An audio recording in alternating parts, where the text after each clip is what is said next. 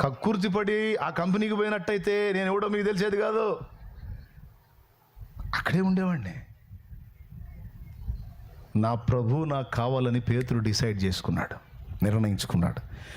డబ్బా నేనా? డబ్బు ఇచ్చి నిలబడ్డాడు, డబ్బు ఇవ్వకుండా నిలబడలా, ఫుల్ ఇచ్చి నిలబడ్డాడు. నేనా డబ్బా? పేతురు నిర్ణయించుకున్నాడు, నాకు నువ్వే కావాలి. సర్వకృపానిధివి, సంపదల ఘనివి, సర్వకృపానిధివి, సంపదల ఘనివి, సకలము చేయగలని వైపేనా కన్నులేతి చూచెదా, సకలము సకలము సకలము సకలము చేయగలని వైపేనా కన్నులేతి చూచెదా.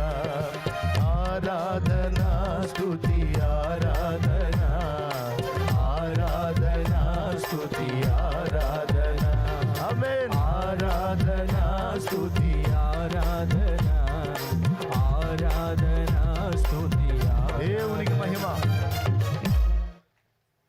అయిపోయిందిలే, టెన్షన్ పడకండి, ఎప్పుడు ముగిస్తాడని.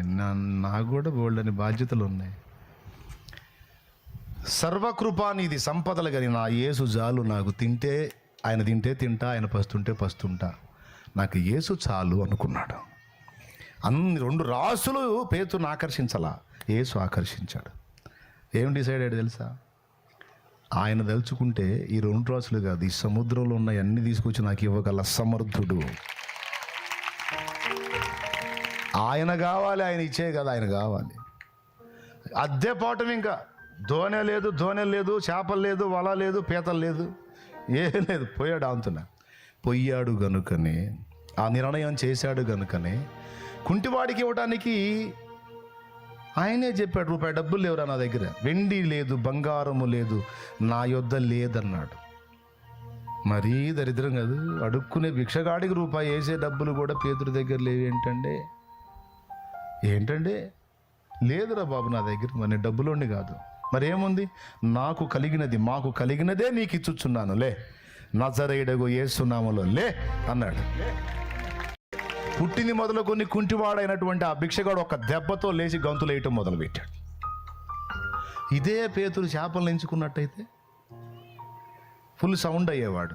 భిక్షగాడికి ఏం చేసేవాడు? 4 బంగారు కాసులు వేసేవాడు. మరుసటి రోజు వాడు ఏం చేసేవాడు? ఇంకా అత పెందలాడు వచ్చి కూర్చునేవాడు. దేవునికి స్తోత్రం. అవునా? నేను ఎవరో మారాదు వచ్చాడు ఆయన, నా మొగం చూడగానే ఆయన దయ కలిగింది, సంచి తీసాడు, ఆంతున 4 కాసులు వేసాడు. ఇలా పెందలాడు పోవాల మళ్ళీ కూడా వచ్చేటట్టున్నాడు ఆయన. ఒకవేళ డబ్బునే ఆయన కోరుకొని ఉన్నట్టయితే, ఆ డబ్బునే వారికి ఇచ్చినట్టయితే ముష్టివాడిని ఇంకాస్త ముష్టితనంలో ఫిక్సేజీకి పోయేటట్టు చేసేవాడు. దేవునికి స్తోత్రం. అడుక్కోవటంలో ఇంకా కొంచెం ప్రమోషన్ పొందేటట్టు చేసేవాడు. ఇప్పుడు ఏం చేశాడు తెలుసా? ఇక లైఫ్లో అడుక్కునే అవసరం లేకుండా ఏ కాళ్ళు అవిటితనం ఉందో ఆ కాళ్ళ నుంచి పో, బ్రతికించుపో అని చేశాడు. ఇది కదా ఎంపిక చేసుకోవాల్సింది, ఇది కదా జీవితం. ఎవరిని కోరుకోవాలండి? ఎవరిని ఎంపిక చేసుకోవాలి? ఎవరితో నడక, ఎవరితో జీవితం? కొంతమంది ఏం చేశారో తెలుసా? నేను ఏం పర్లేదులే, ఇంకా రాలేదు ఏందని చూస్తున్నాను. వాటికి మన పరిచర్యకి అవినాభావ సంబంధం ఉంది. కొంతమంది అండి తాను ప్రేమించిన అమ్మాయి కోసం యేసుప్రభుని వదిలిపెట్టినోడు ఉన్నాడు. తాను ఇష్టపడిన అబ్బాయి కోసం యేసుప్రభుని వదిలిపెట్టిన దౌర్భాగ్యురాళ్ళు ఉన్నారు. మనిషి కోసం ఎంతవరకు నిన్ను ఉద్ధరిస్తాడు పిచ్చిదానా? నీ అందం ఉన్నంత వరకు, నువ్వు పనికి వచ్చినంత వరకు. ఏదన్నా ఒక రోగం వచ్చి నువ్వు కురిగిపోయావు అనుకో, నీ కళ్ళ ముందు ఇంకొక ఆమె చేసుకుంటాడు. నువ్వు గొడ్రాలవయ్యావనుకో నీ అత్తగారే అంటారు, మా దరిద్రానికి దాపురించి నీ దరిద్రది, విడాకులు ఇచ్చారా ఇంకో దాన్ని చేస్తానని వాళ్ళు అంటుంటా. మనుషుల్ని ఎంపిక చేసుకొని మనుషుల కోసం బతుకుల్ని అలా అర్పించుకున్నటువంటి వాళ్ళకి ఏం మిగిలింది? మనుషులు ఏమనుకున్నా పర్వాలా, నాకు యేసు చాలు.